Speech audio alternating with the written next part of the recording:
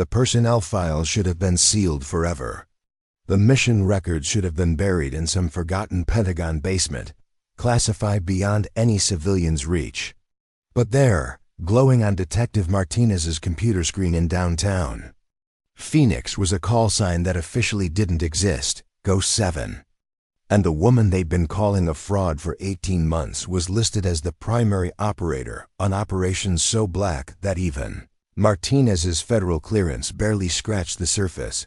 Captain Elena Vasquez sat in the cramped waiting area of the Phoenix Police Department's Internal Affairs Division, her service-worn hands folded in her lap, her posture straight despite the weight of exhaustion that had settled into her bones over the past year and a half. The fluorescent lights buzzed overhead, casting harsh shadows across her weathered face, a face that had seen things most people couldn't imagine, done things that would never appear in any official record, and now bore the burden of being systematically destroyed by the very system she had served for 12 years. The manila folder on the desk beside her contained what remained of her reputation. Newspaper clippings with headlines like "Veteran Claims Credit for Classified Operations," incident reports documenting her delusional episodes, and psychological evaluations that painted her as a trauma-damaged former soldier unable to distinguish between reality and fantasy. The Phoenix PD had hired her as a tactical consultant 18 months ago, drawn by her impressive military record and specialized training in counterinsurgency operations. What they hadn't expected was her insistence that she had participated in missions that, according to official records, had never happened. Elena's story had begun unraveling during her first major case consultation, a complex hostage situation involving suspected foreign operatives who had taken control of a downtown office building. While other tactical advisors recommended standard SWAT protocols, Elena had suggested an approach that seemed to come from nowhere, a 3-stage psychological pressure campaign combined with precision disruption techniques that she claimed had worked in similar situations overseas. When the operation succeeded flawlessly, saving all 17 hostages without a single casualty, her colleagues had been impressed but curious about her mysterious expertise. The questions had started. Innocuously enough, where exactly had she learned such unconventional techniques? Which unit had she served with? What operations had she participated in that gave her such specialized knowledge? Elena's answers had been frustratingly vague, not out of arrogance or secrecy, but because the missions she referenced were so deeply classified that she couldn't provide specifics without violating federal law. She spoke in careful generalities about assignments in North Africa and specialized training programs and interagency coordination, always stopping just short of details that might compromise ongoing operations or reveal sources and methods. Her supervisor, Lieutenant Colonel James Brennan, former Marine who had transitioned to civilian law enforcement, had initially been supportive. Brennan understood the culture of military classification and the frustration of veterans who couldn't fully explain their service record to civilian colleagues. But as Elena's consultation work continued to produce remarkable results using techniques that seemed to have no documented precedent, even Brennan began to harbor doubts about her claims. What did you think of this thrilling journey? Share your favorite moment in the comments below. If you enjoyed this story, please subscribe and hit the notification bell so you never miss our latest tailies. What kind of story would you like to hear next? The breaking point had come during a joint operation with federal agents pursuing a cell of domestic terrorists who had been planning attacks on critical infrastructure. Elena had taken one look at the surveillance photos and tactical assessments and immediately identified patterns that had escaped both FBI analysts and military intelligence specialists. She recommended surveillance protocols and intervention strategies that seemed impossibly sophisticated for someone whose official record showed only standard infantry deployment in Afghanistan and Iraq. When the operation netted the entire terrorist cell along with their weapons cache and detailed attack plans. Elena's methods were quietly studied by federal agencies. But instead of validation, her success had triggered suspicion. How could a former Army captain with a conventional combat record possess knowledge of advanced counter-terrorism techniques that were supposedly restricted to the most elite special operations units? Her personnel file showed deployments with the 10th Mountain Division, AAS Mountain Division, respected but relatively conventional infantry unit, not the kind of shadowy special operations forces that would have access to the techniques she demonstrated. The whispers had started in the federal building's coffee rooms and spread through the interconnected networks of law enforcement and military personnel who worked in Phoenix's sprawling defense contractor community. Elena Vasquez was claiming credit for expertise she couldn't have legitimately acquired.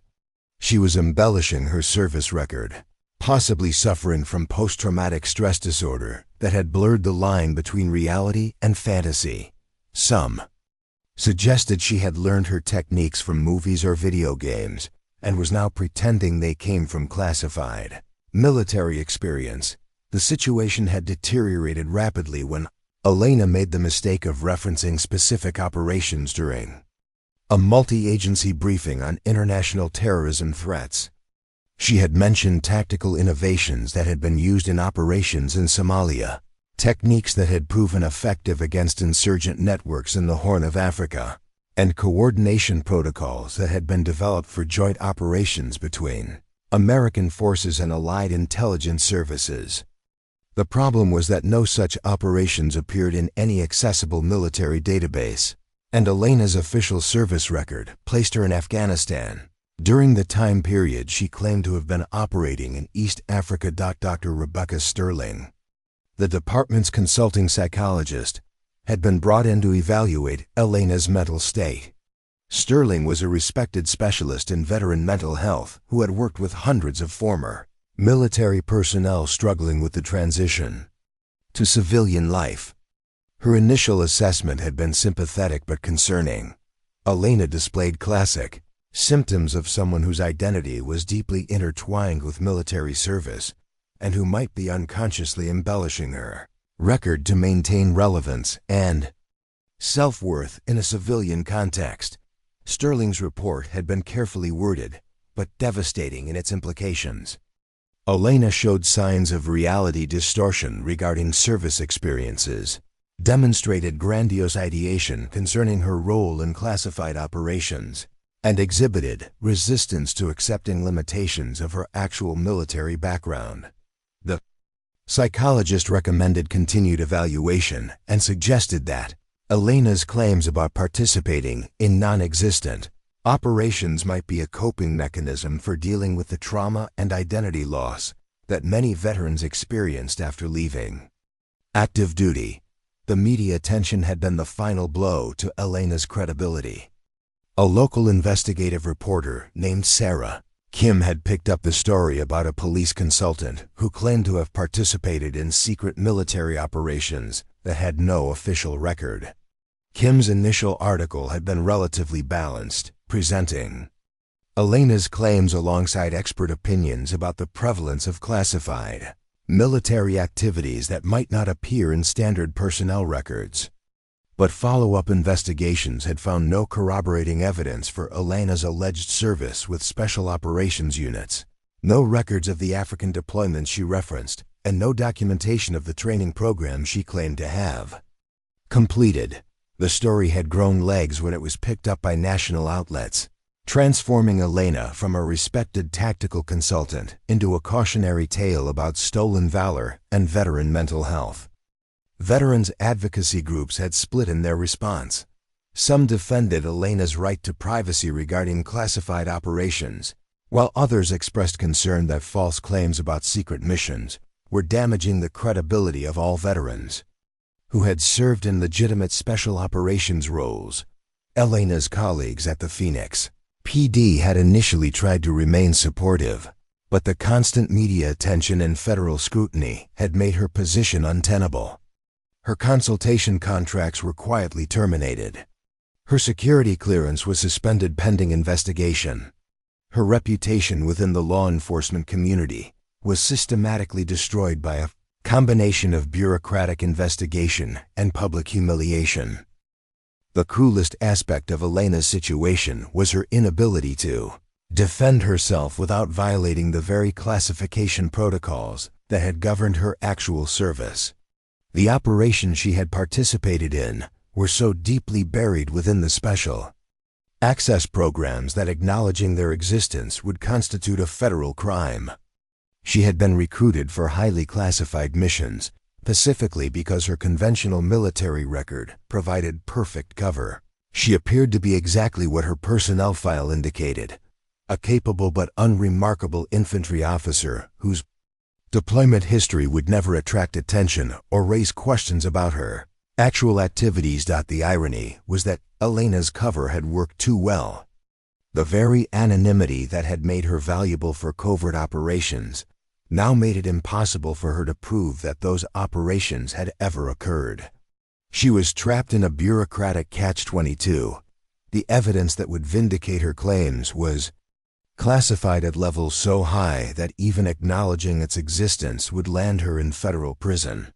But without that evidence, she would forever be branded as a fraud who had stolen valor from genuine heroes. As Elena sat in the internal affairs waiting room, she reflected on the systematic destruction of everything she had worked to build in civilian life. Her reputation was ruined. Her career was over. Her relationships with colleagues and friends had been poisoned by suspicion and doubt. She had become a pariah in the veteran community and a cautionary tale in law enforcement circles. The woman who had risked her life in operations that would never be acknowledged had been transformed into a symbol of veteran dishonesty and mental instability. But Elena knew the truth, even if she couldn't prove it. Somewhere in the classified archives of the Central Intelligence Agency, the Defense Intelligence Agency, and Joint Special Operations Command were records that would vindicate every claim she had made. Mission reports bore her call sign, Ghost. 7. Operation summaries detailed her contributions to counter-terrorism efforts that had prevented attacks and saved lives. Training records documented her participation in programs so sensitive that their existence was compartmentalized beyond most official oversight. The documents existed. The operations had happened. The techniques she had demonstrated were real, learned through years of dangerous work in some of the world's most unstable regions. Elena had served her country with distinction in ways that would never be publicly recognized. And now she was being punished for that very service by a system that preferred convenient lies to inconvenient truths. Detective Martinez's discovery of her call sign in federal databases would change everything, but Elena didn't know that yet. As she waited for what she assumed would be another humiliating interrogation about her delusional claims, she had no idea that the evidence of her true service was finally beginning to surface through channels that even the deepest classification couldn't completely control.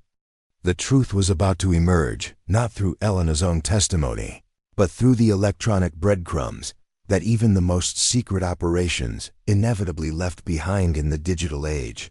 The files that would vindicate her were buried so deep that it would take a perfect storm of bureaucratic accident, investigative persistence, and technological access to bring them to light. But that storm was already brewing in the corridors of federal law enforcement, where Detective Martinez's routine database search had stumbled across evidence that would transform Elena Vasquez from a suspected fraud into a confirmed hero whose service to her country had been far more significant than anyone had dared to imagine. While other tactical consultants relied on standard police academy training and conventional military experience, Elena Vasquez operated from a different playbook entirely.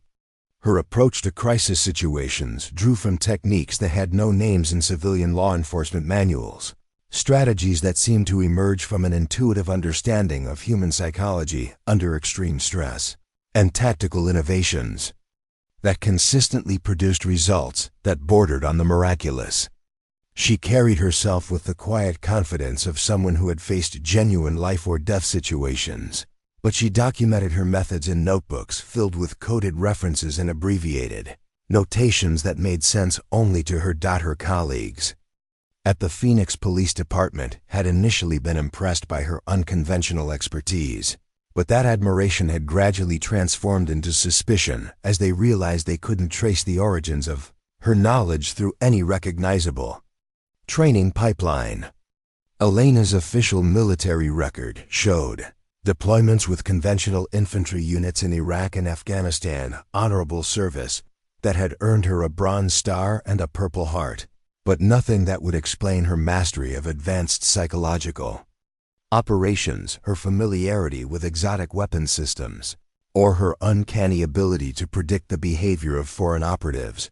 Detective Roy Patterson, a 20-year veteran of the force who had served as a military police officer before joining civilian law enforcement, had been the first to voice concerns about Elena's background.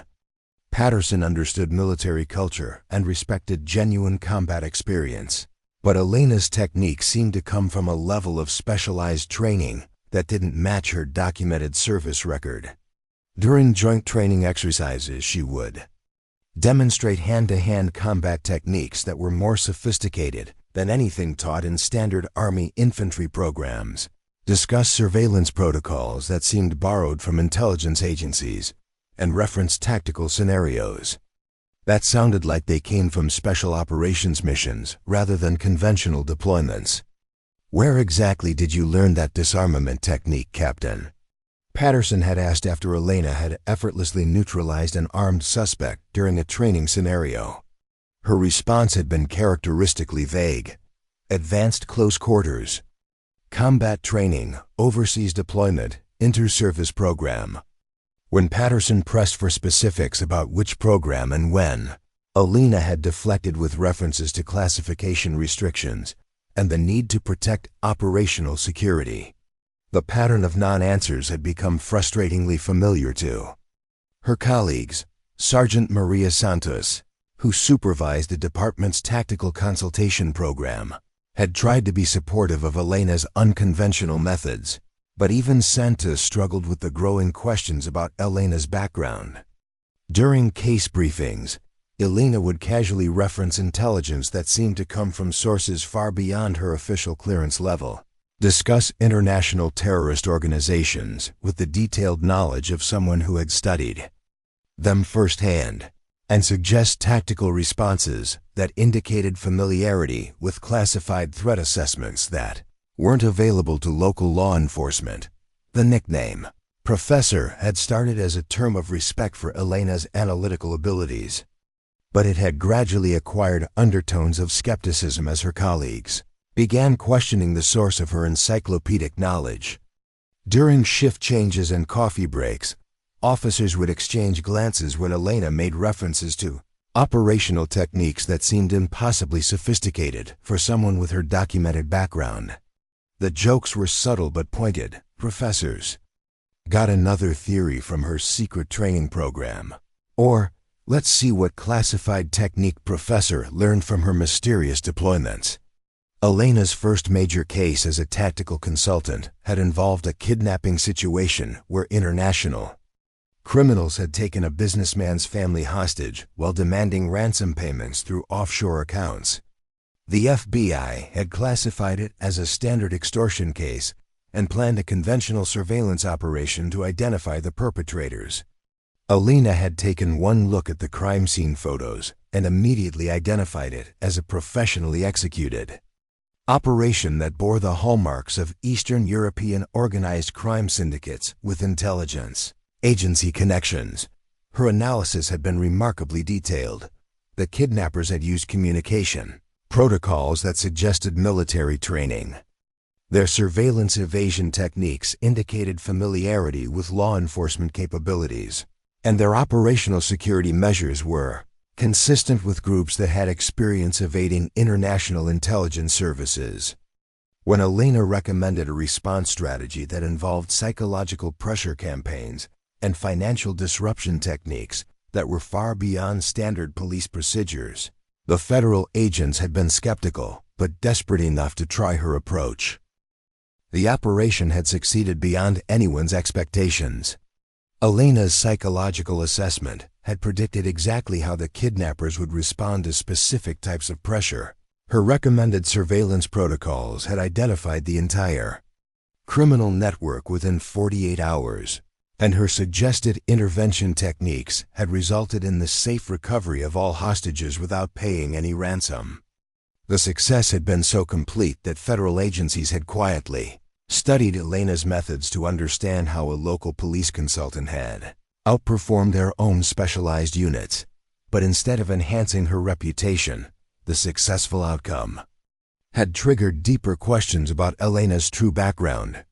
FBI Special Agent David Chun, who had coordinated the kidnapping investigation, had been impressed by Elena's performance, but troubled by her apparent familiarity with criminal organizations and tactical techniques that weren't part of standard military or law enforcement training. Chun had discreetly inquired about Elena's service record through official channels, only to discover that her documented deployments didn't include any assignments that would have provided exposure to the specialized knowledge she had demonstrated. The pattern had repeated itself through subsequent cases. Elena would demonstrate expertise that seemed to come from nowhere, produce results that exceeded professional expectations, and then deflect questions about her background with references to classification restrictions that her colleagues couldn't verify.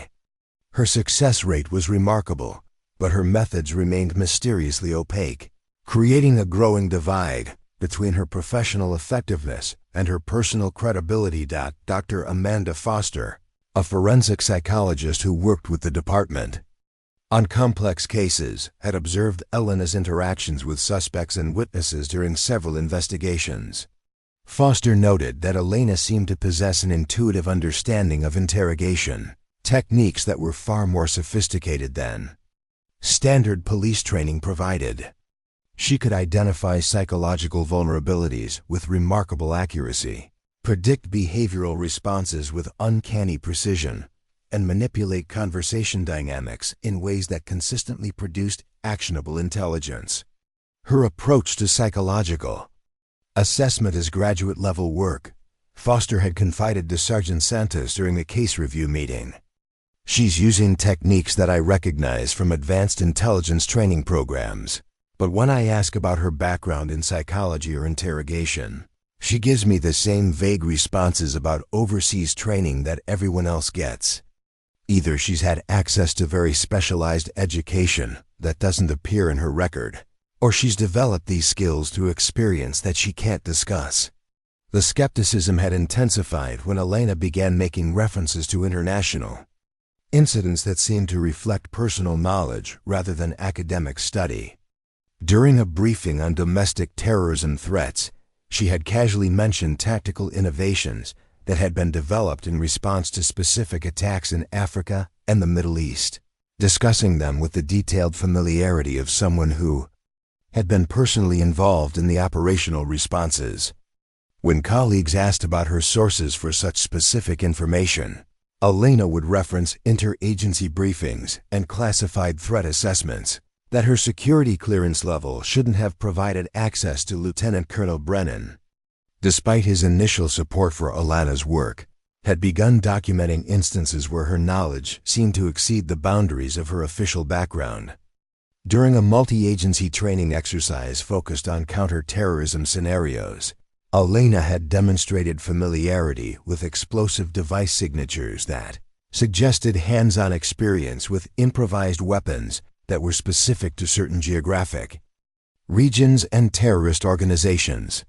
Her tactical recommendations had been invaluable, but her apparent expertise in areas far beyond her documented training had raised red flags among the federal observers. The situation had become more complicated when Elena's methods started attracting attention from national security agencies. Her successful resolution of cases involving international criminals and suspected foreign operatives had generated reports that circulated through intelligence communities, where analysts noted that a local police consultant was consistently outperforming federal specialists in areas requiring sophisticated understanding of international threats and advanced tactical capabilities. Agent Jennifer Walsh from the Department of Homeland Security had attended one of Elena's tactical briefings and came away troubled by the consultant's apparent familiarity with classified threat assessment methodologies. Walsh had worked with legitimate special operations veterans and intelligence professionals, and Elena's knowledge base seemed to reflect exposure to information and training that didn't align with her documented service record. The disconnect between Elena's official background and her demonstrated capabilities had prompted Walsh to initiate a discreet inquiry into Elena's actual military history. The inquiry had revealed nothing beyond Elena's documented service with conventional infantry units, but it had also triggered additional scrutiny from federal agencies that were concerned about potential security violations or false claims about classified access. Elena found herself caught in an increasingly complex web of suspicion. Her professional success was undeniable, but her inability to explain the sources of her expertise was generating questions about everything from security breaches to stolen valor. The media attention had transformed professional skepticism into public controversy. Investigative reporter Sarah Kim had initially approached the story as a human interest piece about a successful veteran consultant, but her research had uncovered the growing questions about Elena's background within law enforcement circles. Kim's interviews with Elena's colleagues had revealed a pattern of remarkable professional success combined with persistent questions about the consultant's true qualifications and training history. The resulting articles had portrayed Elena as either a genuine hero whose classified service couldn't be publicly acknowledged, or a troubled veteran who had embellished her background to gain credibility in civilian law enforcement.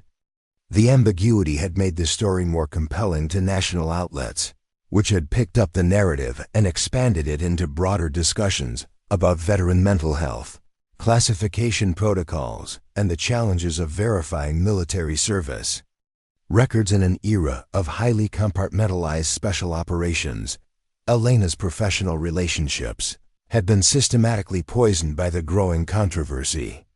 Colleagues who had once sought her input on complex cases began avoiding her involvement in high-profile investigations. Federal agencies that had previously welcomed her consultation started excluding her from joint operations.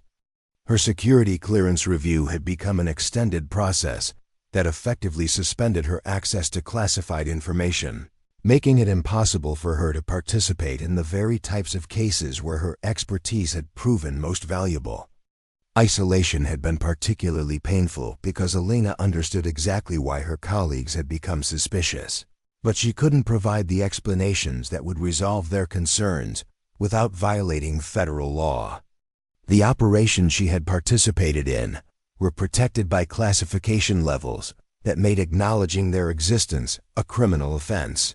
But without that acknowledgement, she had no way to demonstrate that her expertise was legitimate rather than fabricated. As the controversy continued to escalate, Elena had found herself transformed from a respected professional into a cautionary tale about the challenges of integrating veterans with unclear backgrounds into civilian law enforcement. Her notebook full of coded references and abbreviated notations had become evidence of either sophisticated operational experience or elaborate fantasy, depending on the observer's perspective. The truth remained locked away in classified archives that seemed impossibly distant from the bureaucratic machinery that was systematically destroying her reputation and career. It started with Marcus Chun, a seemingly routine domestic violence call that would shatter every assumption about Elena's credibility. The initial report had described a standard situation: estranged husband threatening his ex-wife, possible weapons involved, suspect barricaded in downtown apartment with unknown intentions. The Phoenix PD's crisis negotiation team had responded according to established protocols, setting up a perimeter and attempting to establish communication with the armed suspect. What they hadn't expected was the suspect's sophisticated counter-surveillance measures, his apparent training in evasion techniques, and his casual references to operational security procedures that suggested military or intelligence background. Detective Ray Morrison, the lead negotiator, had made minimal progress during the first 3 hours of the standoff. The suspect seemed to anticipate standard negotiation tactics, deflected psychological pressure with practiced ease, and demonstrated familiarity with law enforcement procedures that went far beyond what a typical domestic violence perpetrator would possess. Morrison had requested additional resources and psychological consultation, but the situation was deteriorating rapidly as the suspect became increasingly agitated and began making threats that suggested access to explosives or other dangerous materials. Elena had been called in as a last resort, despite the growing controversy surrounding her background and methods. Lieutenant Colonel Brennan had been reluctant to involve her in such a high-profile situation, but the conventional approaches were failing, and Elena's track record with complex crisis situations was undeniable, regardless of questions about her training origins. When she arrived at the scene and reviewed the tactical assessment, her reaction had been immediate and troubling.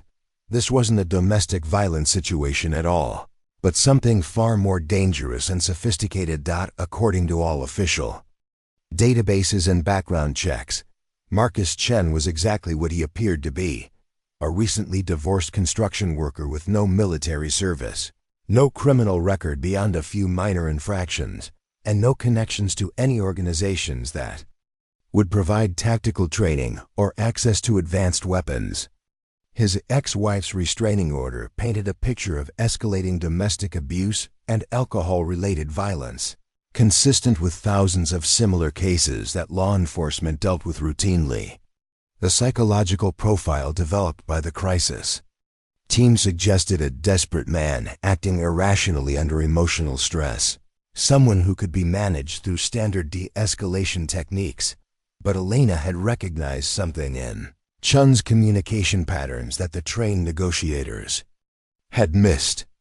His use of tactical terminology, his references to operational security, and his apparent understanding of law enforcement capabilities suggested military or intelligence training that didn't appear anywhere in his official background. When Elena reviewed recordings of the negotiation attempts, she identified speech patterns and psychological responses that were consistent with someone who had received specialized training in resisting interrogation and maintaining operational security under pressure. "This isn't a domestic violence situation," Elena had told the tactical team with quiet certainty. Chun's exhibiting behaviors consistent with trained operatives. His communication protocols, his counter-surveillance awareness, and his psychological resistance techniques all suggest specialized military or intelligence background that isn't reflected in his civilian identity. "We're not dealing with an emotional domestic dispute. We're dealing with someone who's been activated for a specific operational purpose."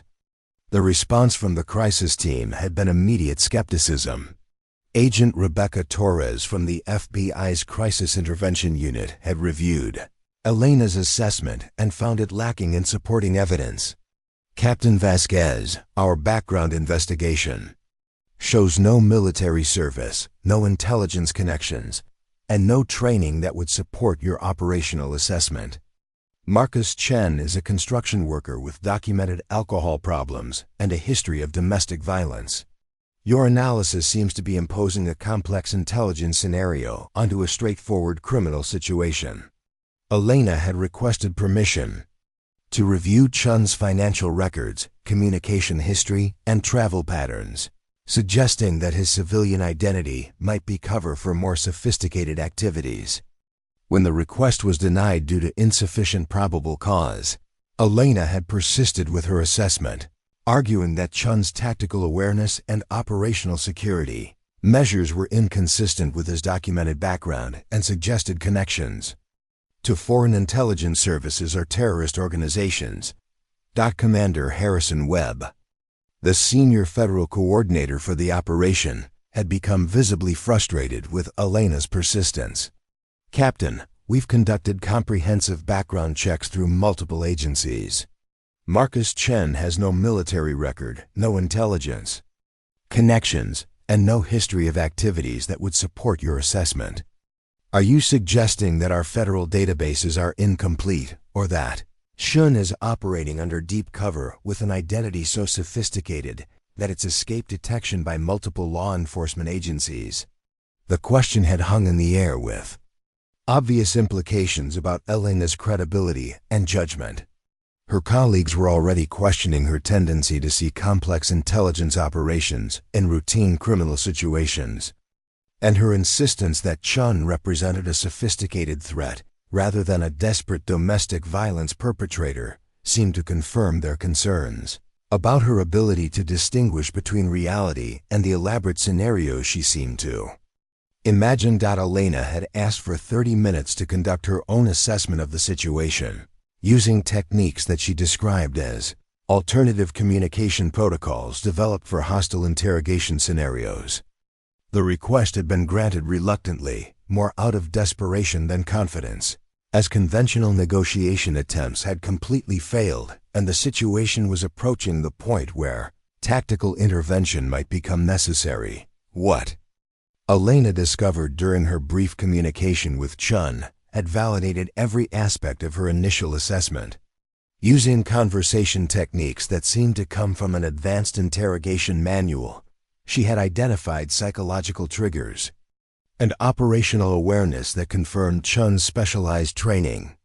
He had responded to coded language that only someone with intelligence background would recognize, demonstrated familiarity with international communication protocols, and revealed knowledge of federal law enforcement capabilities that went far beyond what civilian criminals typically possessed. But when Elena presented her findings to the tactical team, emphasizing that Chun's responses confirmed her assessment of him as a trained operative rather than a domestic violence perpetrator, the reaction had been dismissive, bordering on hostile. Agent Torres had pointed out that Elena's alternative communication protocols weren't recognized methods and that her interpretation of Chun's responses seemed designed to support predetermined conclusions rather than objective analysis. Captain Vasquez, your unconventional interrogation techniques aren't validated methodologies, Torres had stated with professional patience that barely concealed her frustration. Your interpretation of the suspect's responses seems to reflect your tendency to identify complex intelligence scenarios where none exist.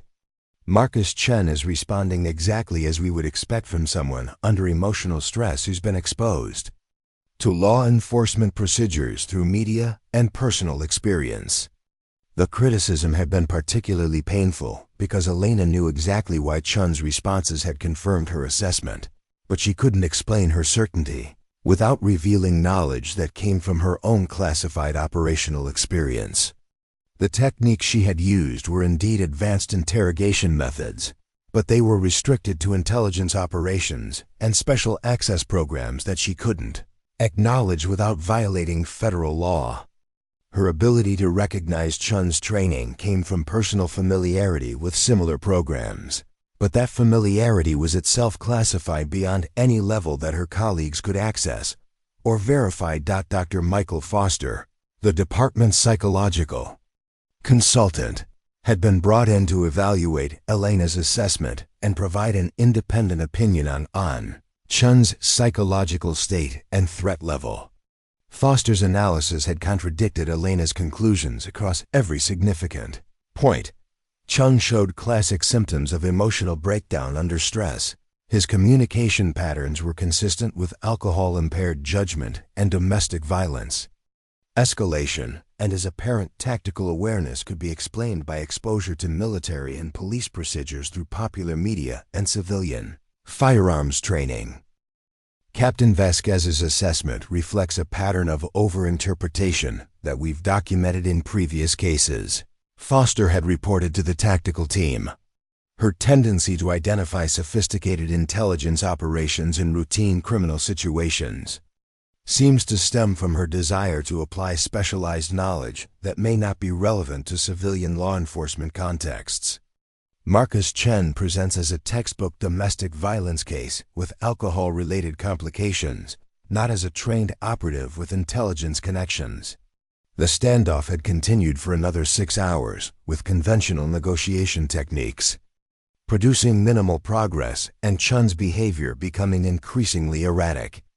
Elena's requests for alternative approaches based on her assessment of his operational training had been consistently denied, and she had been gradually excluded from the tactical planning process as her colleagues lost confidence in her judgment and analytical capabilities.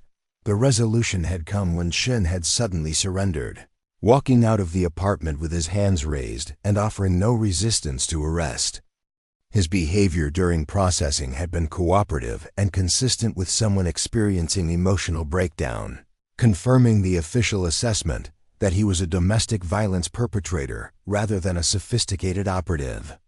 The successful conclusion had been attributed to patient conventional negotiation work, and Elena's warnings about Chen's alleged intelligence background had been dismissed as another example of her tendency to see complex threats where none existed. But 3 weeks later, Marcus Chen had disappeared from federal custody during a routine prisoner transport, using escape techniques that demonstrated exactly the kind of advanced training Elena had identified during the original standoff. The escape had involved sophisticated knowledge of transport protocols, evasion techniques that suggested professional training, and coordination with outside resources that indicated connections to organized networks rather than personal relationships. Federal investigation into Chen's escape had revealed financial transfers from overseas accounts, communication with individuals using known intelligence service protocols, and travel patterns that suggested operational activities extending back several years before the domestic violence incident. His construction worker identity had been expertly crafted cover that had withstood initial background checks, but collapsed under intensive investigation, triggered by his escape and subsequent activities. Within 48 hours of his disappearance, intelligence agencies had identified Marcus Chen as a foreign operative who had been conducting surveillance on defense contractors and military installations throughout the Southwest.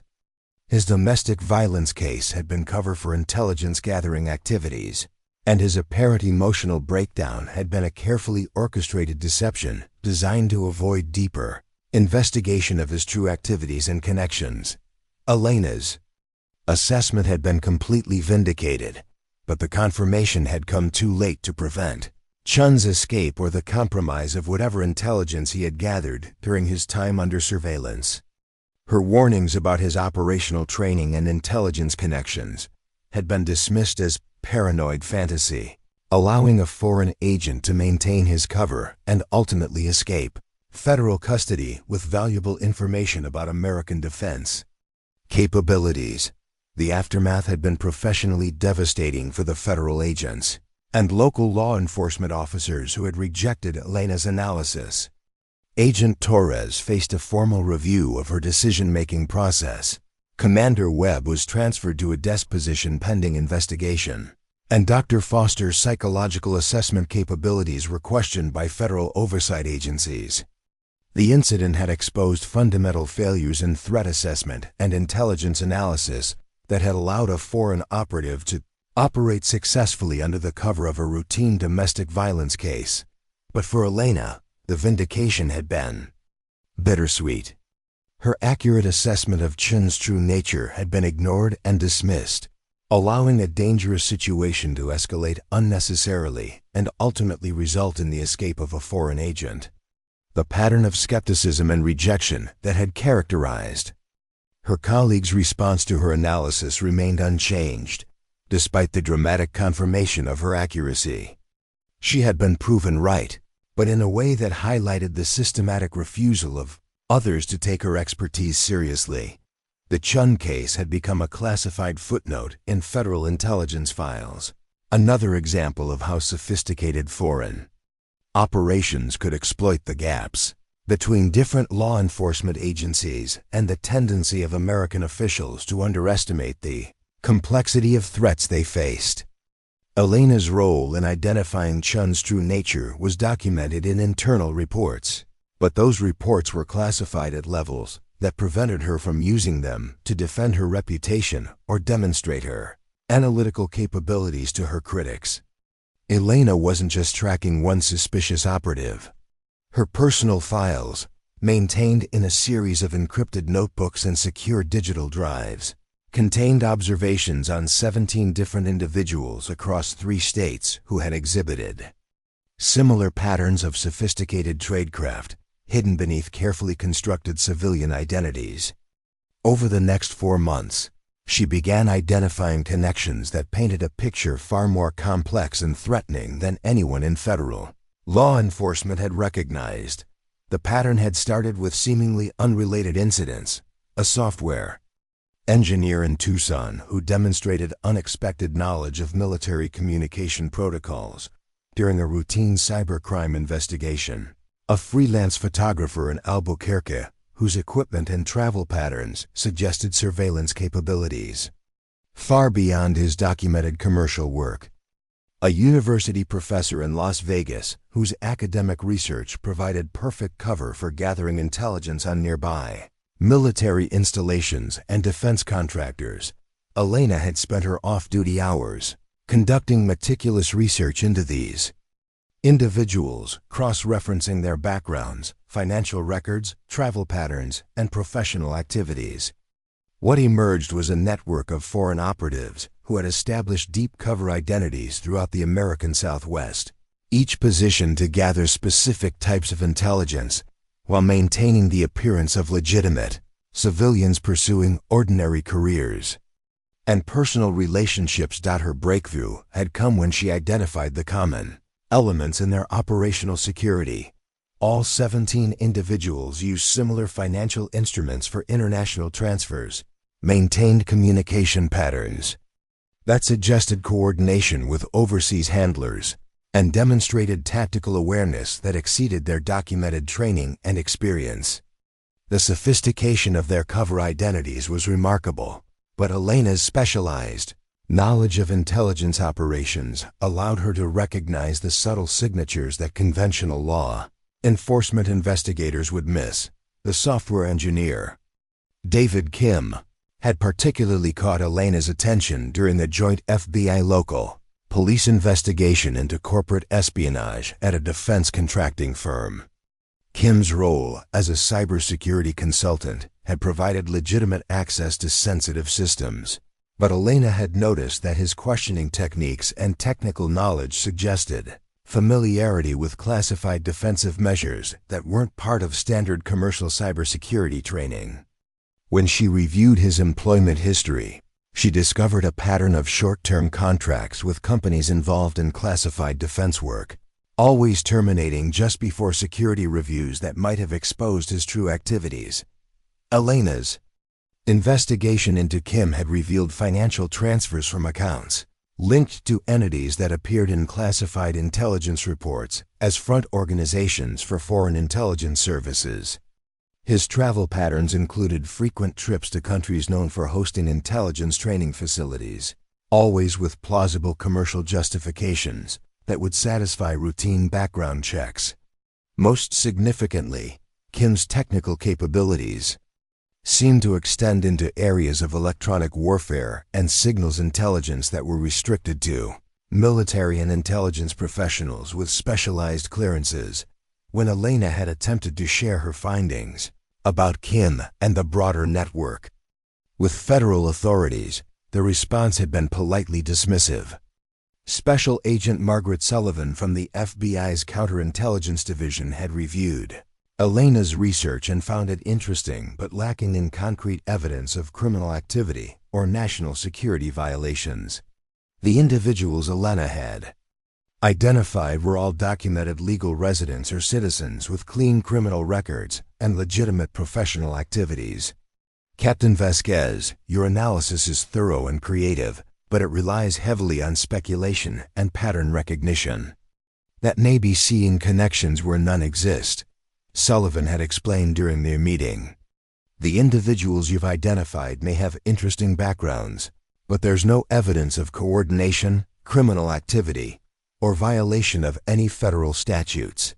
Your assessment seems to assume that sophisticated professional capabilities automatically indicate intelligence connections, which isn't supported by the evidence. Elena had requested authorization for deeper investigation into the financial networks and communication patterns she had identified, emphasizing that the level of operational security being demonstrated by these individuals suggested professional intelligence training rather than coincidental civilian expertise. Her request had been denied due to insufficient probable cause and lack of evidence indicating specific criminal activity that would justify the investigative resources she was requesting. Dr. Sarah Martinez, a federal analyst specializing in counterintelligence threats, had been assigned to review Elena's findings and provide an independent assessment of their credibility and significance. Martinez's analysis had been diplomatically critical, while Elena had identified some interesting patterns and coincidences. Her interpretation seemed influenced by her tendency to see sophisticated intelligence operations in situations that could be explained through more conventional means.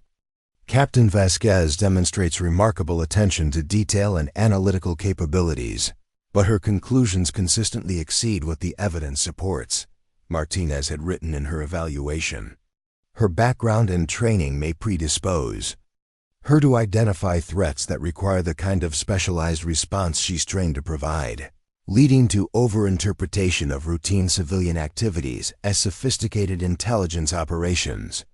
The criticism had been particularly frustrating because Elena knew exactly why these individuals' activities constituted a coordinated intelligence threat, but her knowledge came from classified training and operational experience that she couldn't reference without violating federal law. The techniques she had used to identify the network were sophisticated counterintelligence methodologies that weren't part of standard law enforcement training, but acknowledging that fact would raise questions about her own background that she couldn't answer.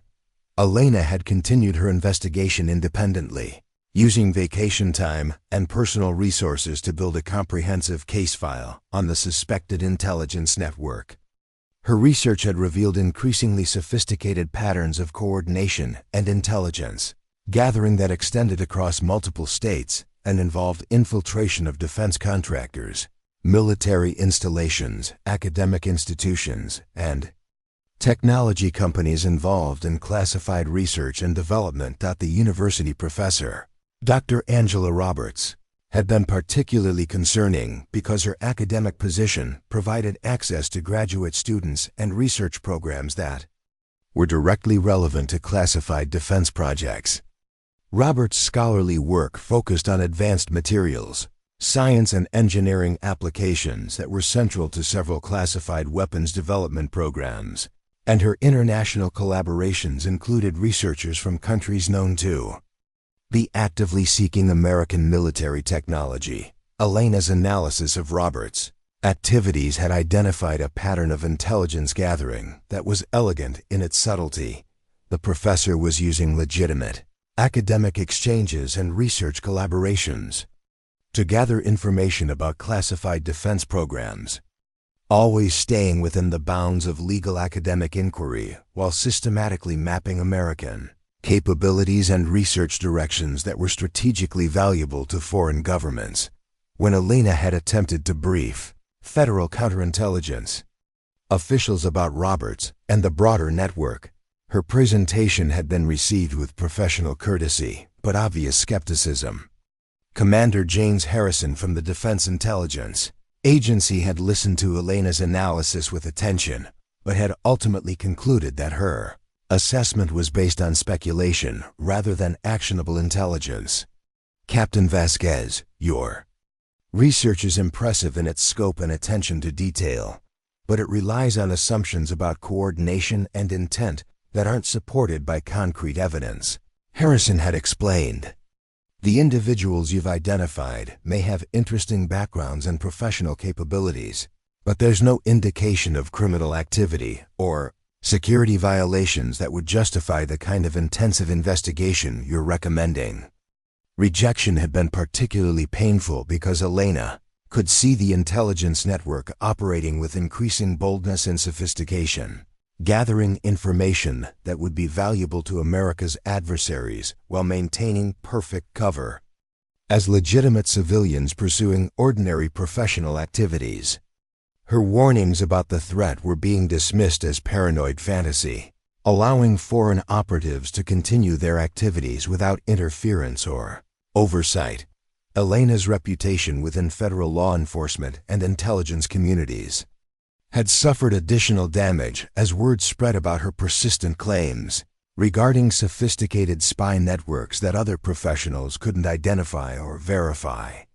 Her tendency to see complex intelligence operations and routine civilian activities had become a running joke among analysts who worked with local law enforcement, reinforcing the perception that she was a troubled veteran who had lost touch with reality. What did you think of this thrilling journey? Share your favorite moment in the comments below. If you enjoyed this story, please subscribe and hit the notification bell so you never miss our latest tales. What kind of story would you like to hear next? The situation had deteriorated further when Elena's independent investigation had attracted attention from the suspected operatives themselves. David Kim had filed a harassment complaint with local police, claiming that Elena was conducting unauthorized surveillance of his activities and making unfounded accusations about his professional background. Dr. Roberts had contacted University Security to report concerns about a former military consultant who was asking intrusive questions about her research and international collaborations. The complaints had triggered a formal review of Elena's conduct and raised serious questions about her judgment and professional boundaries. Sergeant Santos had been forced to issue official warnings about unauthorized investigation activities, and Elena's consulting contracts with federal agencies had been quietly terminated pending resolution of the ethical concerns that had been raised about her methods and decision-making. Elena had found herself isolated from the very law enforcement and intelligence communities where her expertise should have been most valued. Her accurate identification of foreign intelligence networks was being dismissed as paranoid delusion, while the operatives she had identified continued their activities with increased confidence in their security and cover identities. The irony was that Elena's analysis was based on genuine expertise in counterintelligence, operations and network analysis that she had developed through classified training and operational experience that she couldn't acknowledge. Her ability to recognize sophisticated intelligence operations came from personal participation in similar activities, but that participation was itself so highly classified that even admitting its existence would constitute a federal crime. As Elena watched her professional reputation and career prospects continue to deteriorate, she maintained detailed documentation of the intelligence network's activities, adding new observations and analysis to her encrypted files while hoping that eventually someone with appropriate authority and clearance would recognize the validity of her warnings. The truth about her own background and the reality of the threats she had identified remained locked away in classified archives that seemed impossibly distant from the bureaucratic machinery that was systematically destroying her credibility and effectiveness. Elena presented her findings to Federal Bureau of Investigation Assistant Director Patricia Wong in a conference room that overlooked the sprawling federal complex in downtown Phoenix, a meeting that would last exactly 47 minutes and determine the trajectory of her remaining credibility within the national security establishment. She brought 3 encrypted hard drives containing 18 months of meticulous investigation, detailed financial analysis linking 17 suspected operatives across 4 states, and comprehensive behavioral assessments that demonstrated sophisticated coordination between individuals who had no apparent connection to each other or to foreign intelligence services. The evidence she laid out was staggering in its scope and implications. A network of deep cover operatives who had infiltrated critical infrastructure, defense contractors, academic institutions, and technology companies throughout the American Southwest, each maintaining perfect civilian identities while systematically gathering intelligence on military capabilities, research programs, and strategic vulnerabilities that would be invaluable to America's adversaries. Assistant Director Wong's response was swift and uncompromising, delivered with the bureaucratic precision that had characterized her 15-year career in federal law enforcement. Captain Vasquez, I've reviewed your previous assessments and consulted with colleagues who have worked with you on joint operations. Your analysis demonstrates remarkable creativity and attention to detail, but it consistently identifies sophisticated intelligence threats that our own counterintelligence professionals cannot verify or substantiate through established investigative methodologies. Wong gestured toward the wall of monitors that displayed real-time intelligence feeds from multiple federal agencies, sophisticated analytical tools that process thousands of potential threats daily, and coordination systems that linked local law enforcement with national security agencies. We have billion-dollar systems specifically designed to identify the kind of coordinated foreign intelligence operations you're describing. Our counterintelligence divisions employ hundreds of professionals with decades of experience in recognizing and disrupting foreign spy networks. Are you suggesting that your independent investigation has uncovered a sophisticated intelligence operation that has escaped detection by our entire national security apparatus? The question carried unmistakable implications about Elena's judgment and her relationship with reality. Wong's tone was professional but firm, conveying the message that Elena's persistent claims about undetected spy networks were becoming a distraction from legitimate national security work and a potential liability for agencies that had previously sought her consultation on tactical matters.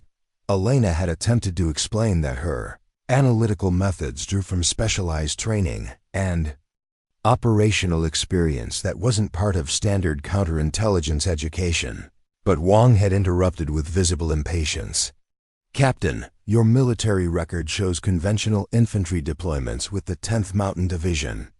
While your service was honorable and your combat experience is respected, there's nothing in your documented background that would provide the kind of specialized counterintelligence training you're claiming to apply in these assessments. The meeting had continued with Elena presenting specific evidence about financial networks, communication patterns, and operational security measures that she argued demonstrated professional intelligence coordination among the suspected operatives. Wong and her team had reviewed each piece of evidence with methodical skepticism, finding alternative explanations for every pattern. Elena had identified and questioning the assumptions that linked seemingly unconnected individuals into a coordinated network. Special Agent Daniel Rodriguez, who supervised the FBI's Southwest counterintelligence operations, had been particularly critical of Elena's methodology and conclusions. Captain Vasquez, your analysis relies heavily on behavioral assessments and pattern recognition that seem designed to support predetermined conclusions rather than objective investigation. The individuals you've identified as foreign operatives are documented legal residents and citizens with clean backgrounds, legitimate professional activities, and no evidence of criminal behavior or security violations. Rodriguez had continued his critique with professional courtesy that barely concealed his frustration with Elena's persistent claims. Your tendency to interpret sophisticated professional capabilities as evidence of intelligence training creates a logical framework where any competent individual with international experience becomes a potential spy. This approach would classify thousands of legitimate immigrants, international students, and global professionals as foreign intelligence threats based solely on their knowledge and capabilities. The criticism had been devastating because it highlighted the fundamental challenge Elena faced in defending her analysis. Her ability to recognize sophisticated intelligence operations came from classified training and operational experience that she couldn't acknowledge without violating federal law.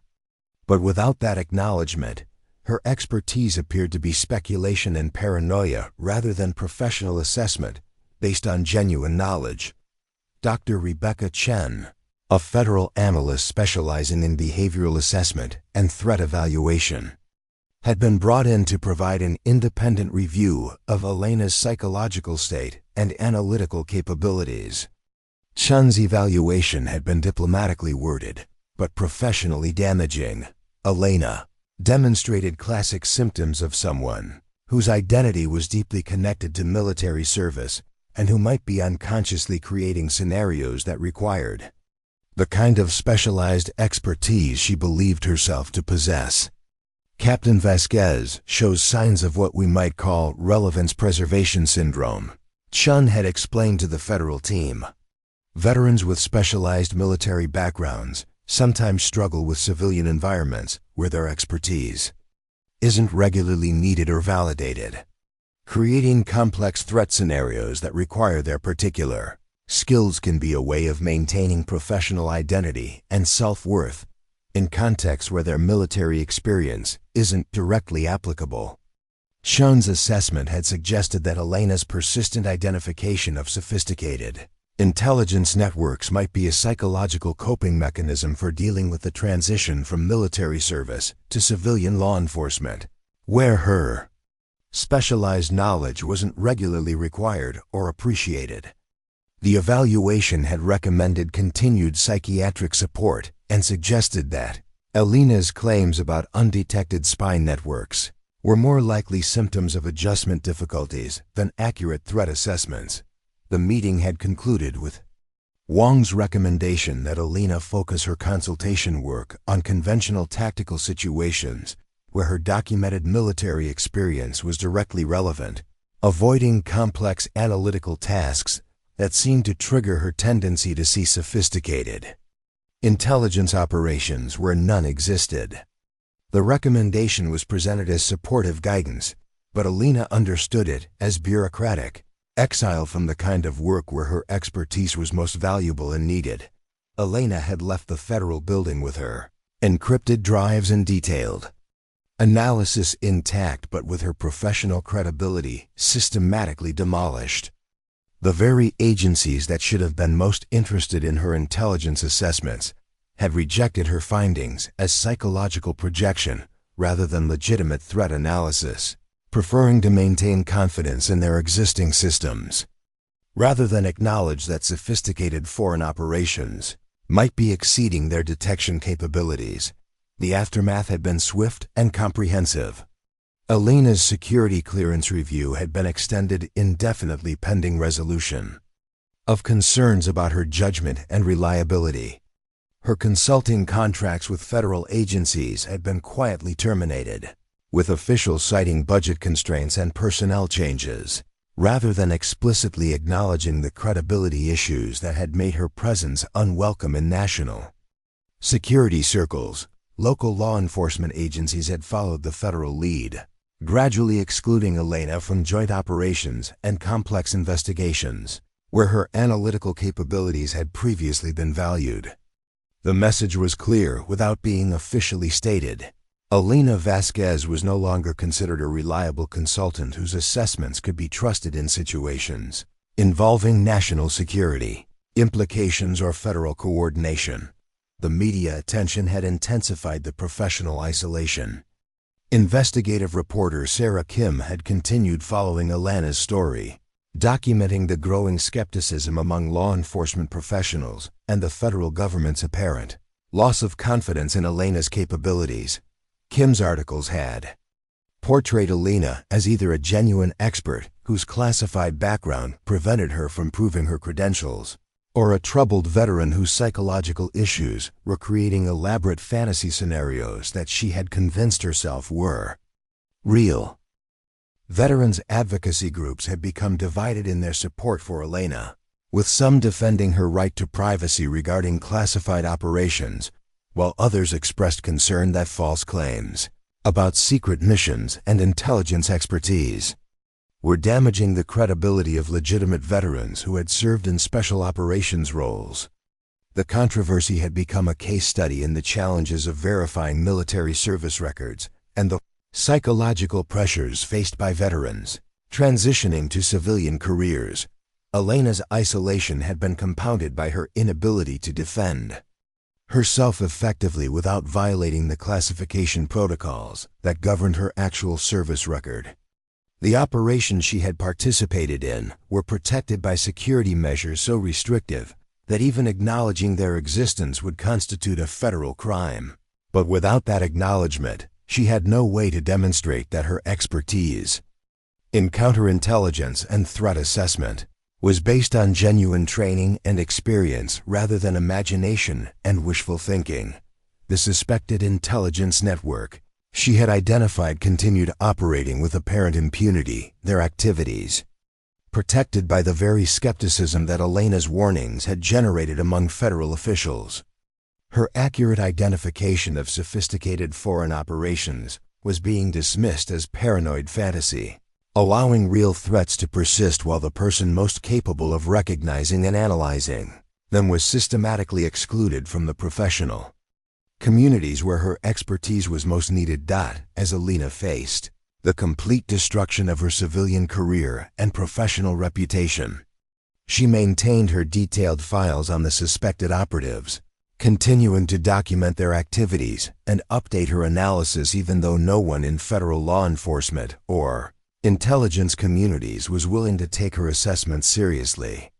The truth about both her own background and the reality of the threats she had identified remained locked away in classified systems that seemed designed more to protect bureaucratic convenience than national security. The crisis came on a humid Tuesday evening in August, when intelligence intercepts indicated that a major terrorist attack was being planned against Phoenix Sky Harbor International Airport, with federal agencies scrambling to identify the operational cell and prevent what could become one of the deadliest domestic terrorism incidents in American history. The intercepted communications suggested a level of operational sophistication that indicated foreign state sponsorship, advanced technical capabilities, and detailed knowledge of airport security protocols that exceeded anything domestic terrorist groups had previously demonstrated. Detective Martinez stood in the Joint Operations Center that had been hastily established in a secure federal facility, watching dozens of FBI agents, Homeland Security analysts, and military intelligence specialists coordinate a massive investigation that was producing minimal actionable intelligence, despite consuming enormous resources and personnel. The intercepted communications were fragmented and heavily encrypted, providing tantalizing hints about timing and targets, but lacking the specific details necessary to identify the operatives or prevent the planned attack. Assistant Director Wong coordinated the federal response with the methodical precision that had defined her career, but even she seemed frustrated by the lack of progress in identifying the terrorist cell or understanding their operational capabilities.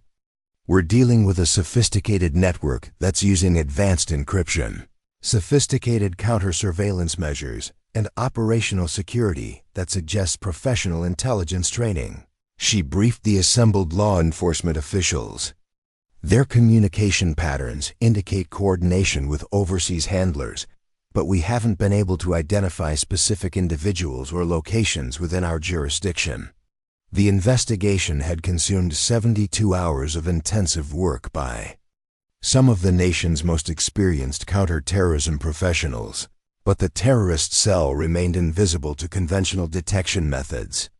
Federal databases had been exhaustively searched, communication networks had been monitored around the clock, and surveillance resources had been deployed throughout the Phoenix metropolitan area without producing any concrete leads about the identity or location of the operatives planning the airport attack. Special Agent Rodriguez, who was coordinating the field investigation, had grown increasingly desperate as traditional investigative methods failed to produce results. "We're running out of time and options," he confided to his team during a late-night briefing. The intercept suggests the attack is scheduled within the next 48 hours, but we have no idea who these people are, where they're located, or how they're planning to execute their operation. We need a breakthrough, and we need it fast. Detective Martinez had been following the investigation with growing recognition that the operational patterns being described in the intelligence briefings matched exactly the network that Elena Vasquez had been documenting for the past 18 months. The sophisticated encryption, the professional counter-surveillance measures, the coordination with overseas handlers, and the detailed knowledge of American security protocols were all elements that Elena had identified in her analysis of suspected foreign operatives operating throughout the Southwest. Martinez approached Assistant Director Wong with considerable trepidation, knowing that raising Elena's name in the current context would likely be met with skepticism and irritation given her damaged reputation within federal law enforcement circles. "Ma'am, I think we might want to consider consulting with Captain Vasquez on this investigation.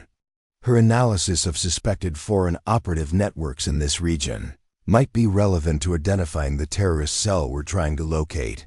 Wong's response was immediate and dismissive. "Detective Martinez, Captain Vasquez's credibility has been thoroughly evaluated by multiple federal agencies. Her tendency to see sophisticated intelligence operations where none exist makes her analysis unreliable for situations requiring accurate threat assessment. We cannot afford to waste time and resources on conspiracy theories when we're facing a legitimate terrorist threat that requires professional intelligence work." But Martinez persisted, explaining that Elena's documented analysis of 17 suspected operatives included several individuals whose operational patterns matched the intelligence being gathered about the terrorist cell. "Captain Vasquez has been tracking a network of individuals who demonstrate exactly the kind of sophisticated capabilities we're seeing in these intercepts. Her files include detailed behavioral assessments, financial analysis, and operational security observations that might help us identify specific members of the terrorist cell." The suggestion triggered immediate resistance from federal officials, who had previously rejected Elena's assessments as unreliable speculation. Agent Rodriguez pointed out that Elena's suspected spy network had been thoroughly investigated and found to consist of legitimate civilians with no evidence of criminal activity or terrorist connections. "Captain Vasquez's analysis has been reviewed by our counterintelligence professionals and found to be based on speculation rather than concrete evidence. We cannot compromise this investigation by incorporating unreliable intelligence from a consultant whose judgment has been questioned by multiple federal agencies." Dr. Chun, the federal analyst who had evaluated Elena's psychological state, reinforced the concerns about involving Elena in the terrorist investigation. "Captain Vasquez demonstrates a pattern of seeing complex threats that our professional analysts cannot verify. Her involvement in this investigation could introduce bias and misdirection at a time when we need objective, reliable intelligence to prevent a major terrorist attack." But as the investigation continued without producing actionable leads, and as the intercepted communications suggested that the attack was imminent, Martinez made a decision that would either vindicate Elena's expertise or confirm the federal assessment of her unreliability. He contacted Elena directly, explaining the situation and requesting her immediate assistance in analyzing the intelligence that had been gathered about the terrorist cell. Elena's response was swift and decisive. After reviewing the intercepted communications and operational patterns that Martinez shared with her, she immediately identified 3 individuals from her suspected network who matched the technical capabilities and behavioral profiles suggested by the intelligence intercepts.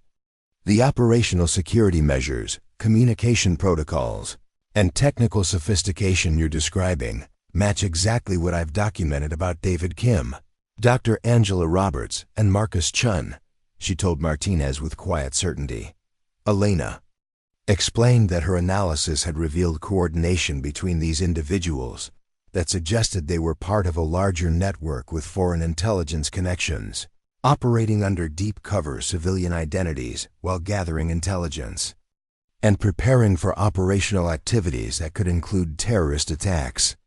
Kim's technical capabilities in electronic warfare, Roberts' access to critical infrastructure through her academic position, and Chun's escape from federal custody all suggest a coordinated network with the resources and planning necessary to execute a sophisticated attack on a major target like the airport. Martinez found himself in an impossible position.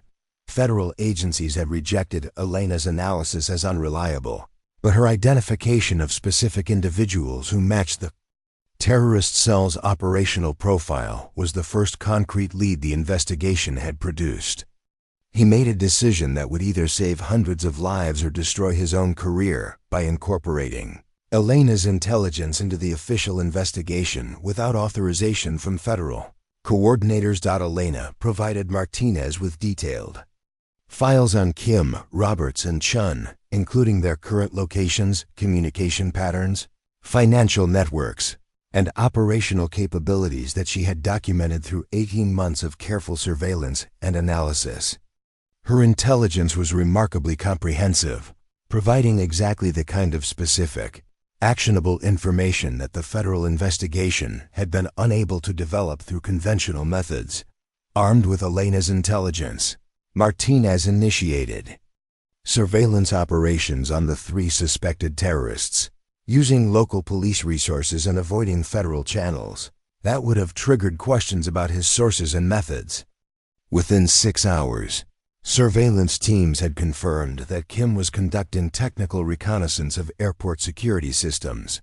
Roberts was using her academic credentials to access critical infrastructure databases, and Chun was coordinating with additional operatives who had not been previously identified by federal agencies. The surveillance revealed a terrorist cell that was far more sophisticated and dangerous than federal agencies had realized. The planned attack involved simultaneous strikes on airport terminals, air traffic control systems, and fuel storage facilities using advanced explosive devices and electronic warfare capabilities that would have caused catastrophic casualties and crippled air transportation throughout the southwest region. Martinez faced the agonizing decision of whether to inform federal agencies about Elena's intelligence and risk having the investigation compromised by bureaucratic skepticism, or to continue operating independently while precious time slipped away before the planned attack. He chose a middle course, providing federal coordinators with actionable intelligence about the terrorist cell's location and activities without initially revealing that the information came from Elena's analysis.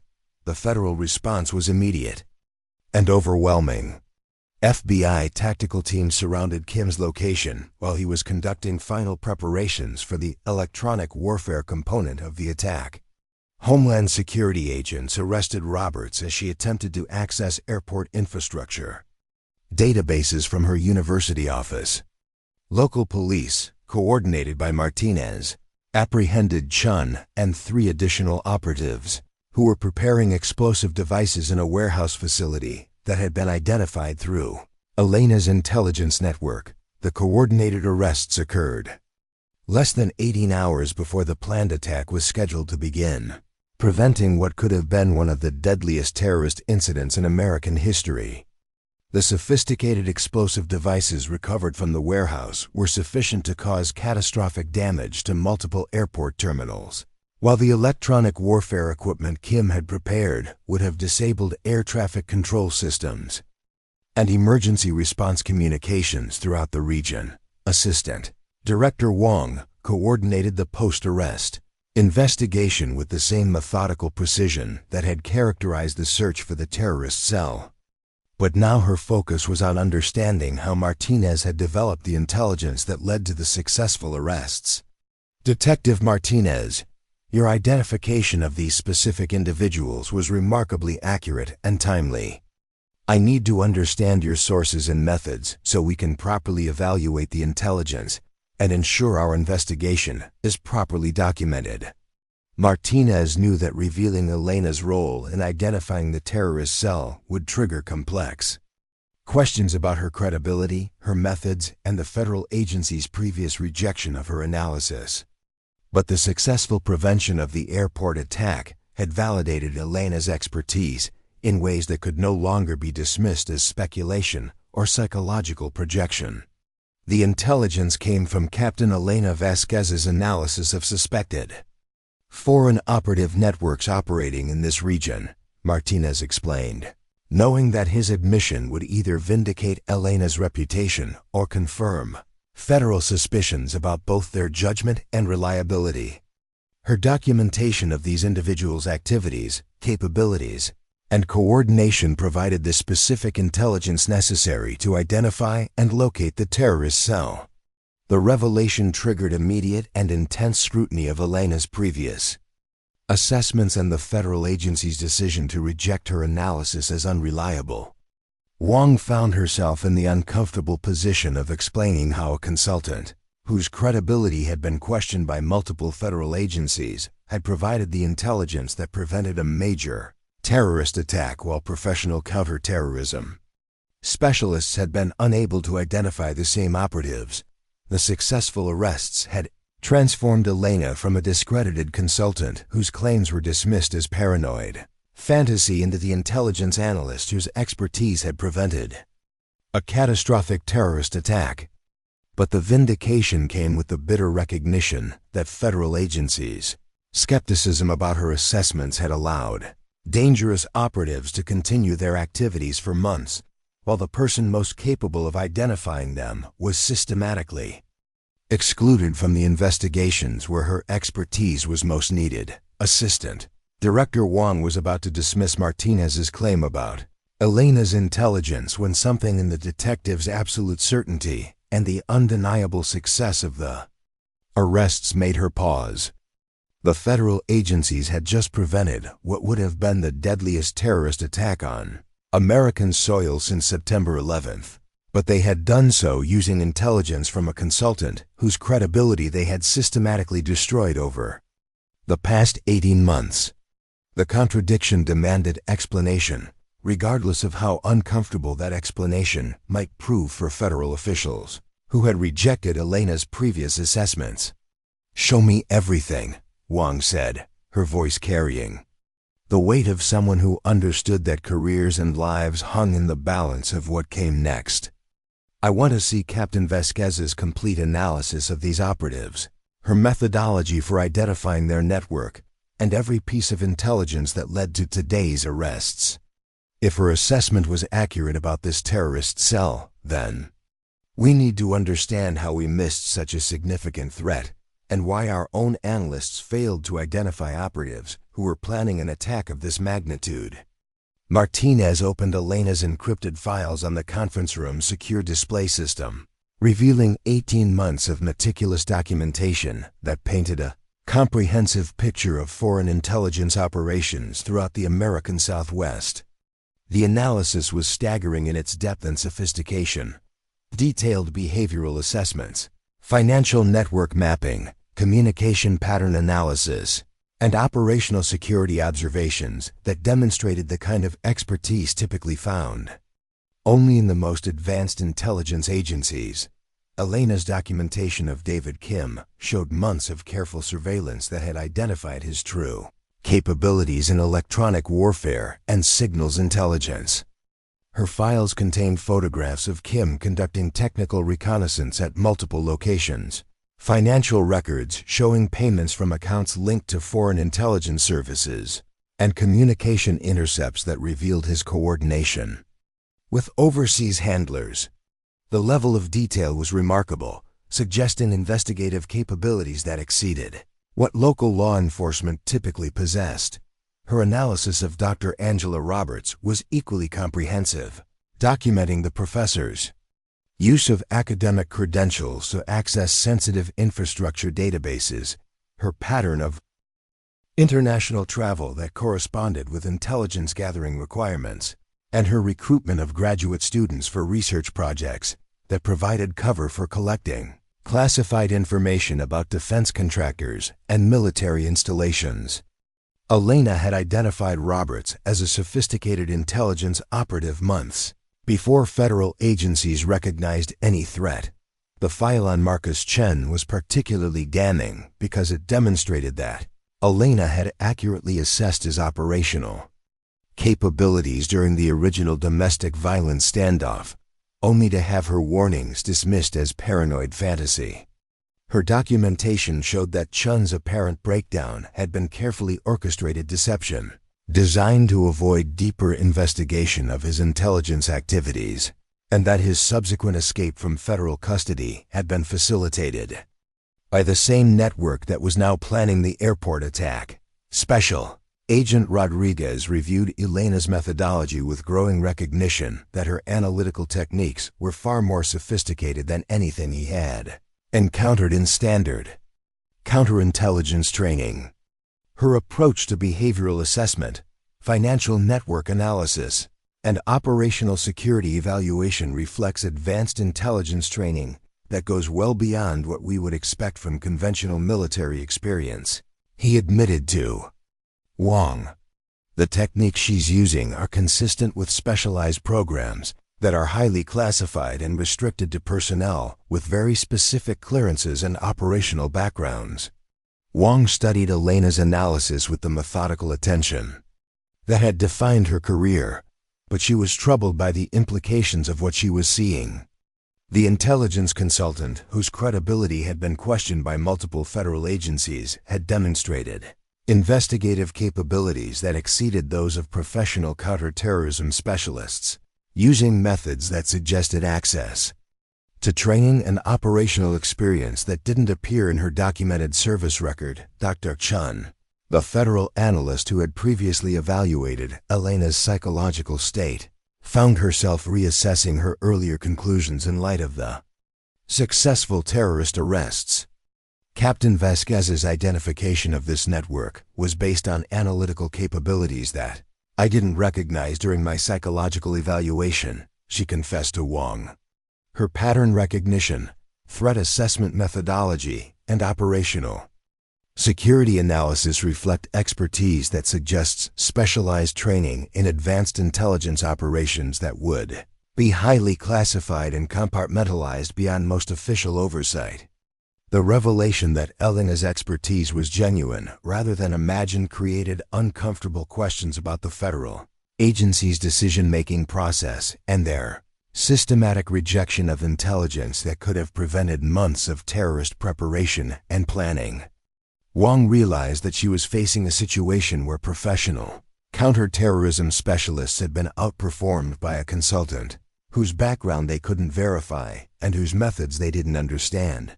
Elena was summoned to the Federal Operations Center for an urgent debriefing that would determine whether she would be vindicated as a legitimate intelligence expert or investigated as a potential security risk whose unauthorized capabilities posed questions about how she had acquired such sophisticated training. She arrived carrying the same encrypted files and analytical tools that had been dismissed as paranoid fantasy just days earlier. But now those tools had prevented a terrorist attack that would have killed hundreds of people and paralyzed critical infrastructure. The debriefing room was filled with federal officials who had previously rejected Elena's assessments. Assistant Director Wong, Special Agent Rodriguez, Dr. Chun, and representatives from multiple intelligence agencies who were struggling to understand how a local police consultant had identified terrorist operatives that had escaped detection by the national security establishment. The atmosphere was tense with professional embarrassment and growing recognition that fundamental mistakes had been made in evaluating both Elena's credibility and the threat she had identified. Wong opened the debriefing with questions that went to the heart of Elena's mysterious expertise. Captain Vasquez, your analysis of this terrorist network demonstrates investigative capabilities and analytical techniques that exceed what we would expect from conventional military training. Your identification of these operatives was remarkably accurate, but your methods suggest access to specialized knowledge that doesn't appear in your documented service record. We need to understand how you acquired these capabilities and why your previous assessments were dismissed by our professional analysts. Elena's response was carefully measured, acknowledging the federal officials' concerns while maintaining the classification restrictions that prevented her from fully explaining her background and training. My analytical methods are based on specialized military experience that involved counterintelligence operations and threat assessment in complex international environments. The techniques I use were developed through training programs and operational experience that are highly classified and compartmentalized beyond routine personnel documentation. Rodriguez pressed for more specific information about Elena's training and operational background, but she deflected with references to classification levels and security protocols that prevented detailed discussion of her actual service record. The operations I participated in and the training I received are protected by classification restrictions that make acknowledgement of their existence a federal crime. I understand your need to verify my credibility, but I cannot provide the specific details that would compromise ongoing operations or reveal sources and methods that are critical to national security.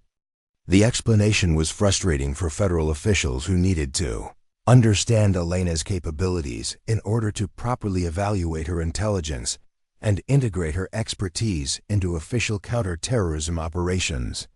But her references to highly classified programs and compartmentalized access suggested that her expertise might be legitimate, even if it couldn't be verified through conventional channels. Dr. Chun attempted a different approach, focusing on Elena's analytical methodology rather than her training background.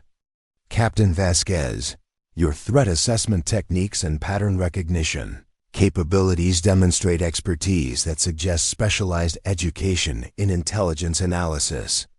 Can you explain how you develop these analytical skills and why your methods are more effective than conventional counterintelligence procedures?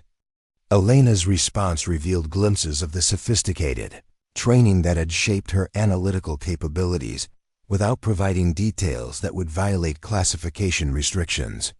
Effective threat assessment requires understanding how professional operatives think, plan, and execute their missions. My analytical methods are based on personal familiarity with intelligence operations, operational security procedures, and the behavioral patterns that characterize trained operatives working under deep cover in hostile environments. The debriefing continued for 4 hours as federal officials attempted to understand Elena's expertise while she carefully navigated the classification restrictions that prevented full explanation of her background and capabilities. The conversation revealed a consultant whose knowledge of intelligence operations was remarkably sophisticated, but whose inability to provide verifiable details about her training created ongoing questions about her credibility and reliability. Assistant Director Wong found herself in an unprecedented situation. A consultant whose expertise had prevented a major terrorist attack but whose background couldn't be verified through conventional channels. Elena's success in identifying the terrorist network was undeniable, but her mysterious capabilities raised security concerns about unauthorized access to classified training and operational knowledge that should have been restricted to personnel.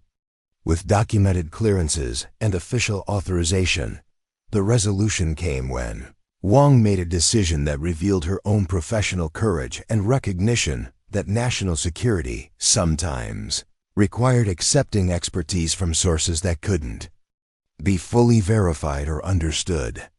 Captain Vasquez, your analysis prevented a catastrophic terrorist attack that our own professional analysts failed to identify. Regardless of questions about your background and training, your demonstrated capabilities are too valuable to ignore. We're establishing a special liaison position that will allow you to work with federal counterterrorism operations while maintaining appropriate security protocols. The offer represented unprecedented recognition of Elena's expertise, but it also acknowledged the ongoing mystery surrounding her background and the classification restrictions that prevented full integration into official intelligence operations. Elena would be given access to terrorist threat intelligence and allowed to apply her analytical methods to federal investigations. But her work would be carefully monitored and compartmentalized to address security concerns about her unauthorized capabilities. Elena accepted the position with quiet satisfaction, knowing that her expertise would finally be properly utilized in protecting national security, while understanding that questions about her background would persist until the classified archives that contained her true service record could be accessed through appropriate channels. The vindication was incomplete, but significant. She had been transformed from a discredited consultant into a recognized intelligence expert, whose capabilities were deemed essential for counter-terrorism operations. The terrorist network she had identified represented only a portion of the foreign intelligence operations she had documented throughout the Southwest, suggesting that additional threats remained undetected by conventional intelligence agencies. Elena's integration into federal counter-terrorism operations would provide opportunities to identify and neutralize those threats, but it would also continue to raise questions about the mysterious training and operational experience that made her expertise possible. The successful prevention of the airport attack had validated Elena's analytical capabilities in ways that could no longer be dismissed or ignored. But the broader questions about her background and the classification systems that protected her true service record remained unresolved. The truth about Elena's expertise was finally being recognized, but the full truth about her operational history remained locked away in classified archives that even federal officials with high-level clearances couldn't access without specific authorization and demonstrated need to know. What happened next moved with the swift efficiency of a national security apparatus finally operating at full capability. Within 72 hours of the terrorist arrests, Elena found herself briefing counterterrorism specialists from 17 different federal agencies, sharing her analytical methodologies with intelligence professionals who had previously dismissed her assessments as unreliable speculation. The transformation was remarkable. The consultant who had been systematically excluded from federal operations was now training the analysts who would be responsible for identifying future threats. 6 months later, Elena stood before an audience of 300 intelligence professionals at the National Counterterrorism Center in Virginia, presenting what had become known as the Vasquez Protocol, a comprehensive approach to identifying deep-cover foreign operatives that combined behavioral analysis, financial network mapping, and operational security assessment in ways that had revolutionized threat detection capabilities throughout the intelligence community. Her methodology was being implemented by agencies across the federal government, taught to new analysts as standard procedure rather than experimental technique. The quiet vigilance that had once isolated her from professional communities had become the foundation for training programs that reached throughout the national security establishment, transforming how intelligence agencies approach the challenge of identifying sophisticated threats operating under civilian cover. The students gathered around Elena's presentation screens represented the next generation of intelligence professionals, analysts who would learn from the beginning that human judgment and automated systems worked best in partnership rather than competition. Elena's detection techniques had been systematized and integrated into official protocols, but they retained the emphasis on careful observation and pattern recognition that had made her individual expertise so valuable. Lieutenant Sarah Kim, one of Elena's new trainees, raised her hand with a question that echoed the concerns Elena had faced throughout her struggle for recognition. "Ma'am, what do you do when your analysis identifies threats that conventional systems don't detect, but your superiors dismiss your assessment as unreliable or speculative?" The question carried the same uncertainty that Elena had experienced.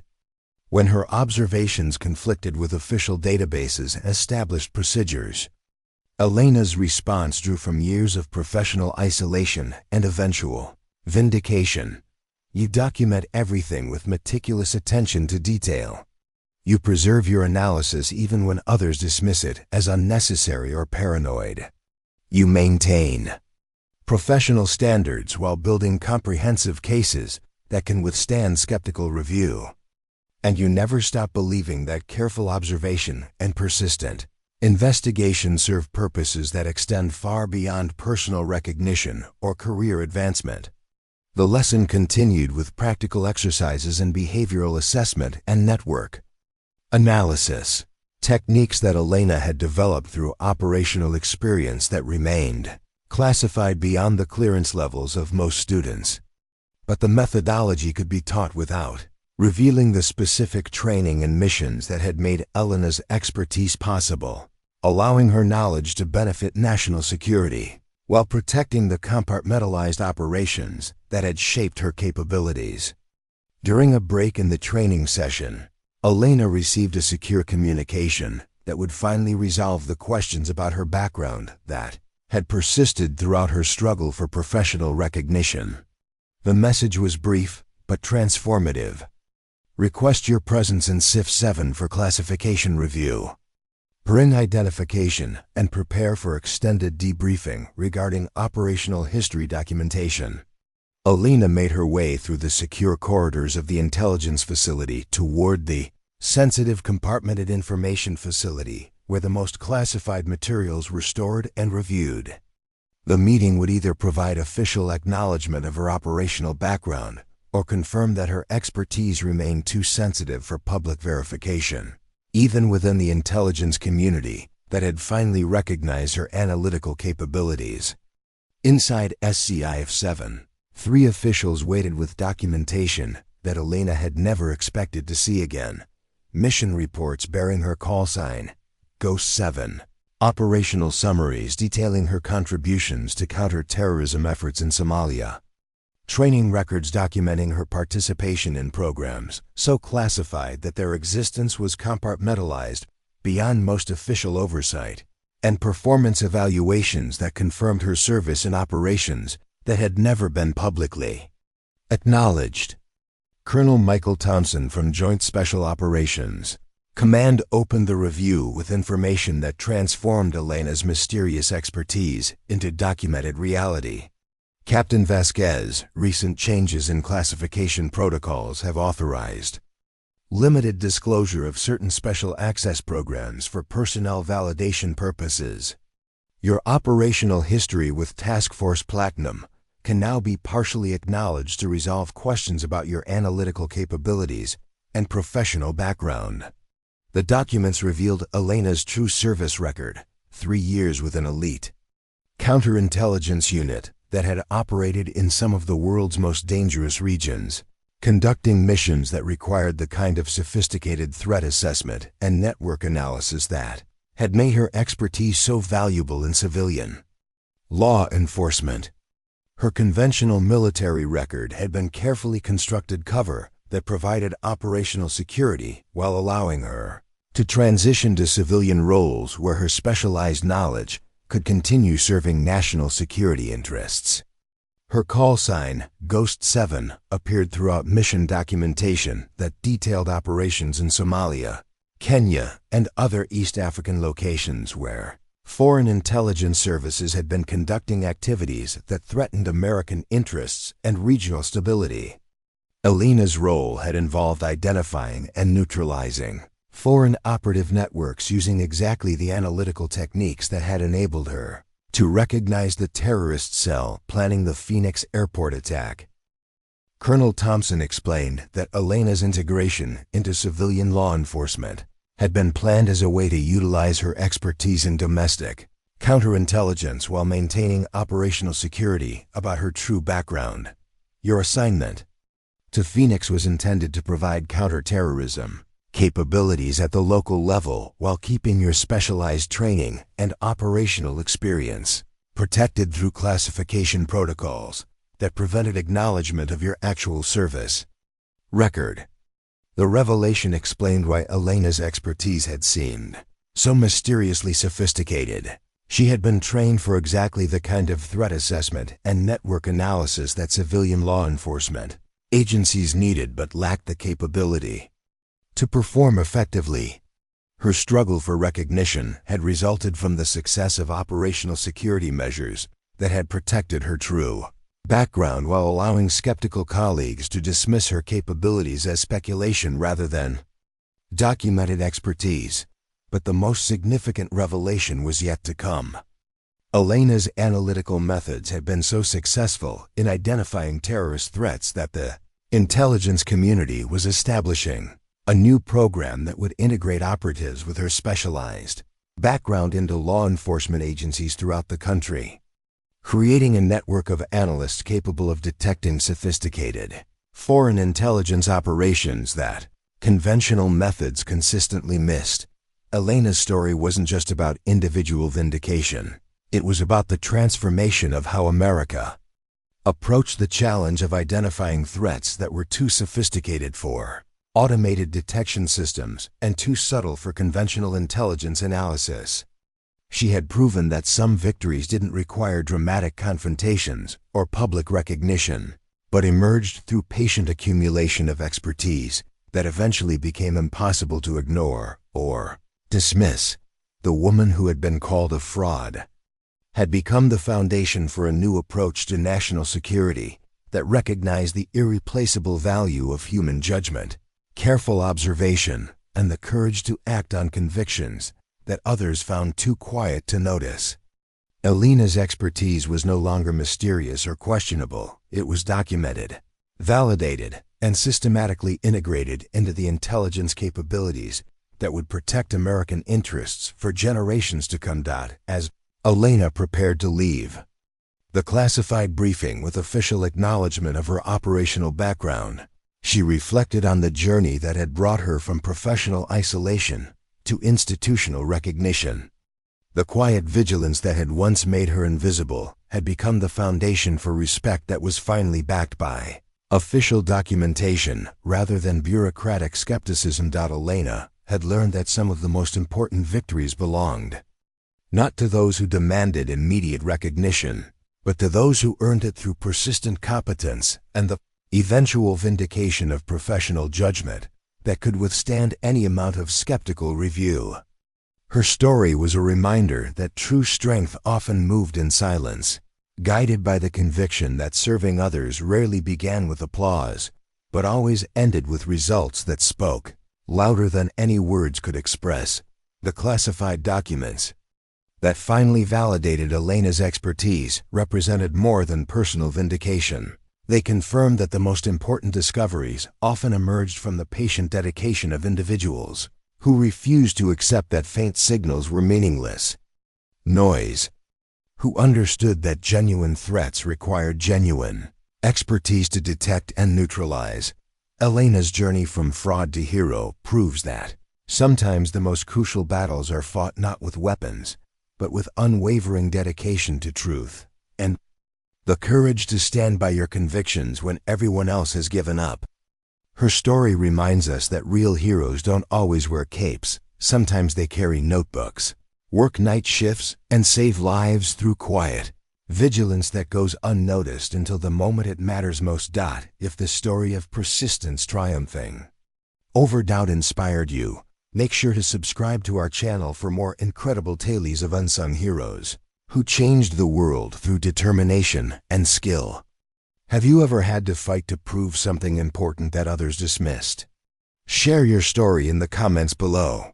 We love hearing from our amazing community of viewers who understand that the greatest victories often happen in silence. What part of Elena's journey resonated most with you?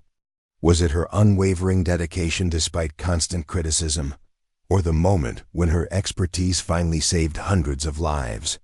Let us know in the comments, and don't forget to hit that subscribe button to join our family of people who believe that quiet courage can change everything.